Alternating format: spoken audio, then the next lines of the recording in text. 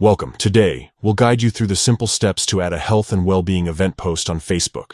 Whether you're sharing a personal milestone or promoting an event, this updated method ensures your post stands out. Let's get started. First, open the Facebook app on your device. Once it's loaded, look for the text box at the top of your feed that says, "What's on your mind?" Tap on it to begin creating your post.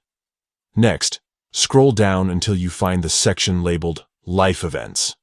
This is where you can highlight significant moments or milestones in your life. Tap on this option to proceed. Within the Life Events menu, you'll see several categories. Locate and select Health and Well-being.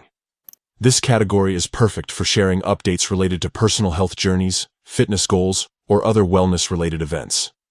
Now it's time to fill in the details of your event. Add a title, description, date, location, and any other relevant information. You can even include photos or tag friends to make your post more engaging. Once you've completed all the fields, tap Next to review your entry. Finally, when everything looks good, tap Post. Your health and well-being event will now be shared with your friends and followers on Facebook. And that's it. You've successfully created a health and well-being event post on Facebook. It's a great way to connect with others and share meaningful updates about your life. Thank you for tuning in.